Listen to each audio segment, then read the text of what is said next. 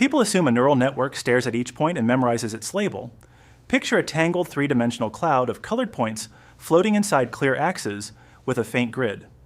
Each moving dot is one example, the colors are the classes, and the axes are the raw input coordinates that define where a point sits.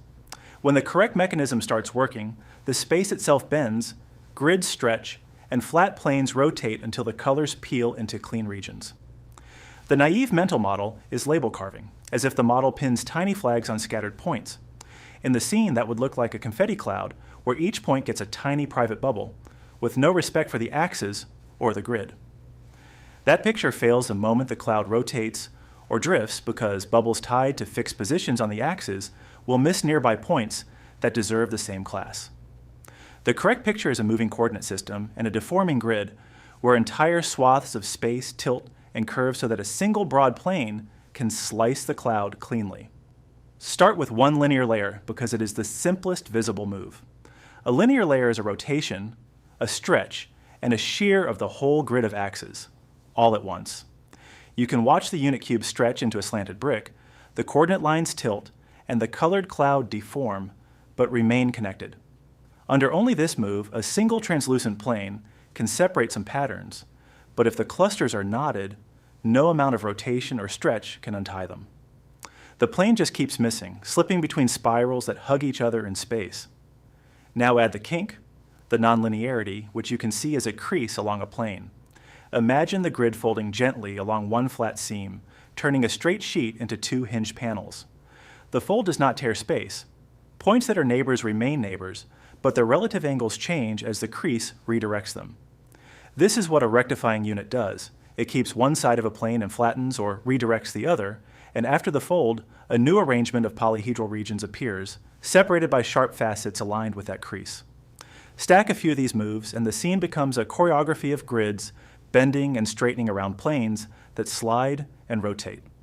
Each layer has its own family of parallel cutting planes, and each plane has a normal vector you can show as an arrow sticking straight out, defining which side is kept and which is pushed.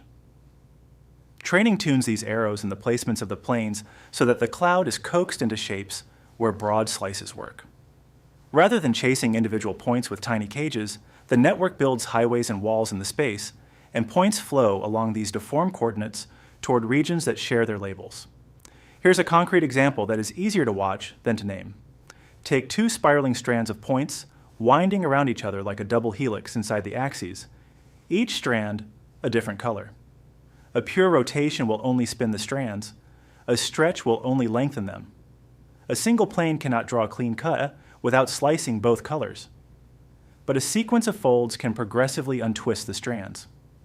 One hinged plane straightens a loop, a second fold flattens a curl, and a third fold aligns the freed segments, so a single final plane can now slice between the separated ribbons. The surfaces that used to be coiled are now laid almost flat in different slabs of space. Notice how the folds are shared across the cloud. On the grid, you can see long, continuous lines bend smoothly. The deformation is global, not per point. If the model were memorizing, you would see isolated bubbles around individual dots, little spherical cages with no relation to the neighbors, and the grid would look torn or speckled. Instead, the grid remains a connected fabric, warped by shears and hinges, so any new point that falls along a bent stripe will be swept into the same region as its neighbors. This is why the mechanism generalizes. Geometry, not lookup. Think about the last layer as a simple geometric test. The final linear map is just another tilt and stretch of the axes, and the last decision is a flat slicing plane, a half space on one side and another on the other side. If the earlier layers have successfully reshaped the cloud, this final plane looks almost trivial.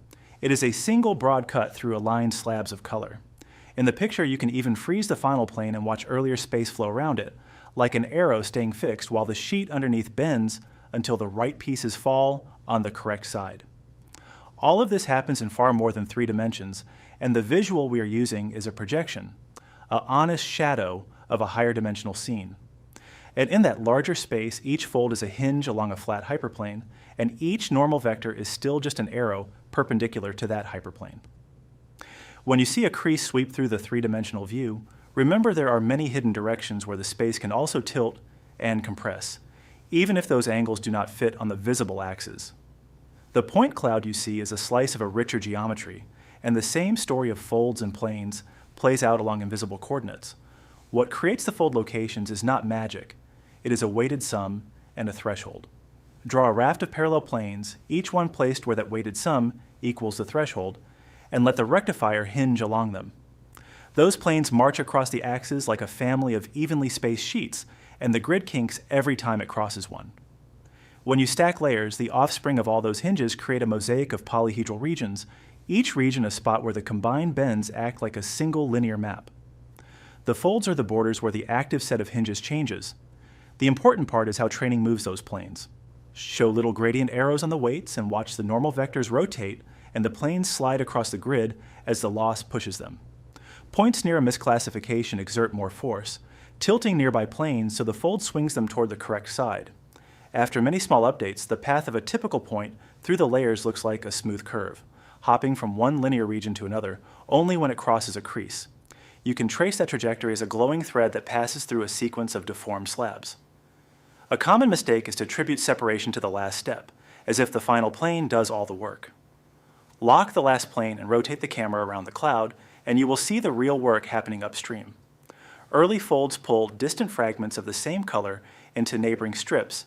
Mid-layers flatten the strips into nearly parallel bands, and only then does the plane make a clean cut. If earlier stages fail to align the bands, the last slice has no chance. In that case, you will see the plane intersect both colors repeatedly as it passes through twisted regions. When the mechanism is working, the earlier axes have been so thoroughly reshaped that the last plane feels almost redundant. There's another wrong picture people carry, the idea that nonlinearity means smooth mush. Look at the grid after a few rectified layers. It is not mushy. It is crisply bent along flat facets, like a folded origami. Decision regions are not blobby in a generic sense. They are unions of flat-faced cells assembled by the composition of hinges.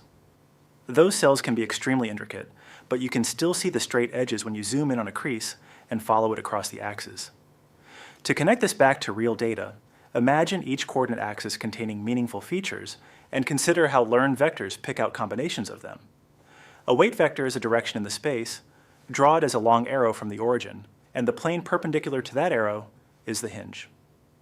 When the arrow rotates during training, that plane scoots and tilts, and the fold follows it, dragging nearby points and grid lines.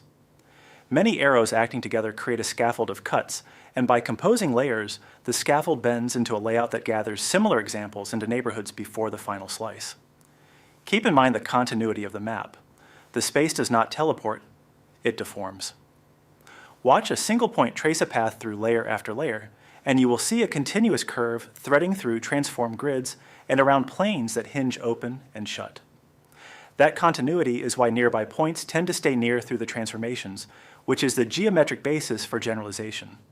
Neighborhoods map to neighborhoods and regions map to regions, so class structure built in one area carries over to unseen locations along the same deformed sheets. The key shift is to stop picturing a classifier as a pile of labels attached to points and start picturing it as a sequence of space warps that make one simple cut work.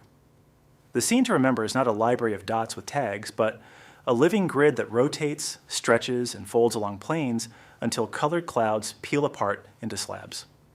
Once you internalize that the model edits coordinates, not labels, you will stop looking for magic and start scanning for hinges, normals, and the alignment they create. So the final mental picture is this. Fix a broad slicing plane at the end, and watch earlier space earn that plane by moving.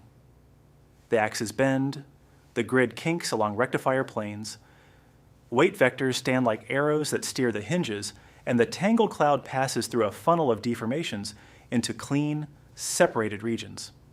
A neural network does not memorize scattered points. It sculpts the geometry so that a flat decision pulls the right half space full of the right color. See the folds in the slabs, and the mechanism is no longer mysterious.